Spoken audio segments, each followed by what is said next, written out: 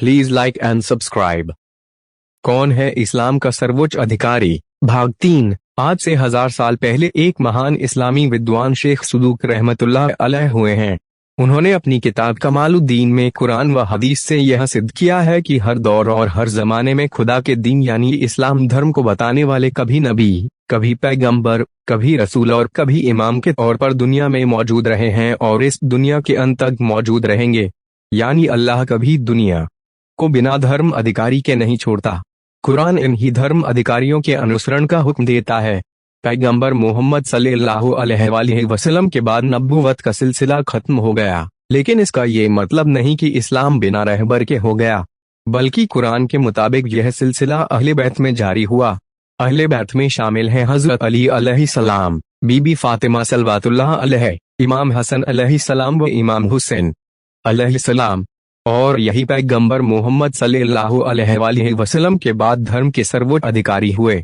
इनकी पैरवी करना पैगंबर मोहम्मद सल्लल्लाहु अलैहि वसल्लम के बाद हर मुसलमान पर फर्ज है। इस भाग में बात करते हैं बीबी फातिमा सल्लल्लाहु अलैहा के बारे में।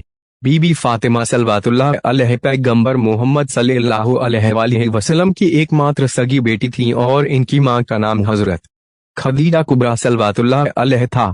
हजरत खदीजा कुबरा सल्लल्लाहु अलैहा अपने समय की अरब मुल्क की सबसे धनी महिला थी, किंतु उन्होंने पैगंबर मोहम्मद सल्लल्लाहु अलैहि वसल्लम से शादी के बाद अपनी समस्त दौलत इस्लाम पर खर्च कर दी थी। माँ व बाप का आला किरदार बेटी को मिला, यहाँ तक कि रसूल सल्लल्लाहु अलैहि वसल्लम ने अपनी बेटी के लिए फरमाया, फातिमा मेरा टुकड़ा है। मात्र 20 या 25 साल की उम्र में बीबी फातिमा सल्लल्लाहु अलैहा की शहादत हो गई थी। इस बीच उनकी फजीलत के बेशुमार रंग हमारे सामने जाहिर होते हैं। इतिहास में यह दर्ज है कि जब कभी रसूल की बेटी उनसे मिलने जाती थी तो रसूल उनकी ताजीम में मिंबर से उठ जाते थे।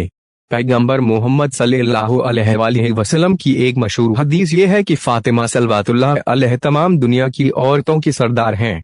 रसूल की बेटी होने के बावजूद बीबी फातिमा सल्लल्लाहु अलैहा के पास दुनियावी दौलत में से कुछ नहीं था। सादगी में वे अपनी मिसाल आप थीं। अपनी माँ से मिले तमाम जेवर उन्होंने अल्लाह की राह में दान कर दिए थे। वह घर में चक्की पीसने से लेकर तमाम कामों को अपने हाथों से अंजाम देती थीं और बच्चों की परवरिश करती थीं। घर में बिस्तर के नाम पर ऊँट की सूखी खाल थी, जिस पर दिन में उनका ऊँट चारा खाता था और रात में वही खाल सोने के काम आती थी। पैगंबर मोहम्मद सल्लल्लाहु अलैहि वसल्लम ने बीबी फातिमा सल्लल्लाहु अलैहा की खुशनुदी को धर्म कहा और कहा कि जिसने बीबी फातिमा सल्लल्लाहु अलैहा को खुश किया उसने अल्लाह को खुश किया और जिसने बीबी फातिमा सल्लल्लाहु अलैहा को नाराज किया उसने अल्लाह को नाराज किया। एक रवायत के मुताबिक नमाज का वक्त हो चुका था और अजान कहने वाले हजरत बिलाल रहमतुल्लाह अलैह मस्जिद नहीं पहुंचे थे। जब वे थोड़ी देर के बाद मस्जिद पहुंचे तो रसूल ने देरी का सबब पूछा। जवाब में उन्होंने कहा कि वे बीबी फातिमा सल्लल्लाहु अलैहा के घर की तरफ से जब गुजरे तो देखा कि आप अपने बेटे हसन को गोद में लेकर चक्की पीसती जाती हैं और रोती जाती हैं। हजरत बिलाल ने कहा, अगर आप इजाजत दें तो मैं आपके बेटे को बहलाऊं या चक्की पीस दूं। फिर बीबी फातिमा सल्लल्लाहु अलैहा बेटे को बहलाने लगी और हजरत बिलाल रहमतुल्लाह अलैह ने चक्की पीसी। यह सुनकर रसूल ने फरमाया, तुमने फातिमा पर रहम फरमाया, अल्लाह तुम पर रहम फरमाएगा। पैगंबर मोहम्मद सल्लल्लाहु अलैहि वसल्लम पर कुछ गैर मुस्लिमों के जरिए अक्सर यह इल्जाम लगाया जाता है कि उन्होंने नबूवत का दावा दौलत वगैरह हासिल करने के लिए किया था, लेकिन उनकी बेटी के हालात पढ़ने पर मालूम होता है कि यह इल्जाम सरासर गलत है।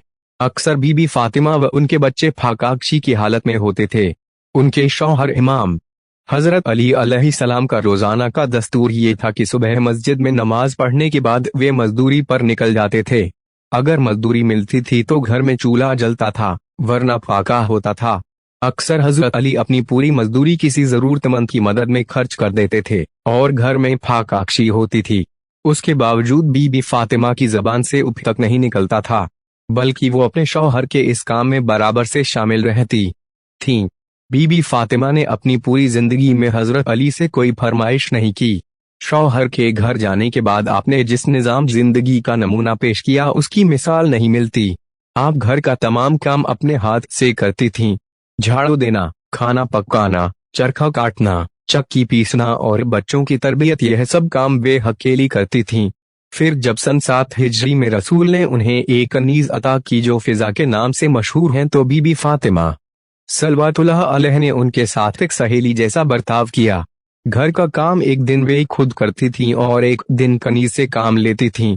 पंजतन पाक की फजीलत में इस तरह की कई हदीसें मौजूद हैं कि अल्लाह पाक ने जमीन व आसमान की खिलकत इन्हीं के लिए की है, और अगर ये न होते तो कुछ भी न खल्क होता। और पंजतन पाक का मरकज यानी कि केंद्र हैं बीबी फातिमा सल्वातुल्लाह अलैह।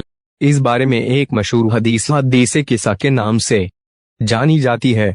जब पैगंबर मोहम्मद, बीबी फातिमा, इमाम अली, इमाम हसन और इमाम हुसैन एक चादर के नीचे मौजूद थे, उस वक्त फरिश्तों ने परवरदिगार से पूछा कि चादर के नीचे कौन है? तो परवरदिगार ने फरमाया कि चादर के नीचे फातिमा हैं, उनके बाबा हैं, शौहर हैं और बेटे हैं। मैंने इनको हर बुराई व गंदगी से दूर रखा है और तमाम कायनात इन्हीं के वसीले में बनाई है। बीबी फातिमा सल्वातुल्लाह अलैह ज्ञान व अकल में दुनिया की औरतों में सर्वोच्च थीं। मुसहफ फातिमा इनकी लिखी हुई किताब है, जिसके बारे में कहा जाता है कि यह कुरान से 3 गुना ज्यादा ज़खीम है। यह किताब अब उपलब्ध नहीं है और माना जाता है कि यह इस्लाम के वर्तमान धर्माधिकारी के पास है, जिनका जिक्र हम आगे करेंगे। बीबी फातिमा सल्वातुल्लाह अलैह के बहुत से खुतबात, दुआएं व कौल विभिन्न किताबों में मिलते हैं, जिनमें इल्म के दरिया जोश मारते हुए नजर आते हैं और साथ में भाषा की खूबसूरती भी दिखाई देती है। उनके कुछ कौल इस तरह हैं। 1. मोमिन को 3 बातों का ख्याल रखना चाहिए। अपने पड़ोसी को न सताए, अपने मेहमान का इकराम करे, हमेशा अच्छी बात मुंह से निकाले वरना खामोश रहे दो। औरत के लिए सबसे बेहतर बात यह है कि न वे किसी गैर मर्द को देखे और न उसे कोई गैर मर्द देखे। 3. इमाम हसन अलैहिस्सलाम फरमाते हैं कि एक दिन उन्होंने सारी रात बीबी फातिमा सल्वातुल्लाह अलैह को इबादत गुजारी में मशगूल देखा और तमाम दुनिया के मोमिनीन के लिए दुआ मांगते सुना, यहाँ तक कि सुबह हो गई। तो इमाम ने अपनी माँ से कहा कि आपने अपने लिए कुछ नहीं मांगा। जवाब में बीबी फातिमा सल्वातुल्लाह अलैह ने फरमाया कि पहले अपने पड़ोसियों का ख्याल करो, फिर अपने बारे में सोचो। 4. अल्लाह पाक ने दुनिया की सजाएं इसलिए रखी हैं ताकि वे आखिरत में गुनाहगार पर रहम फरमाए। यकीनन पैगंबर मोहम्मद सल्लल्लाहु अलैहि वसल्लम की बेटी बीबी फातिमा सल्वातुल्लाह अलैह महिलाओं में इस्लाम की सर्वोच्च अधिकारी थीं। Please like and subscribe.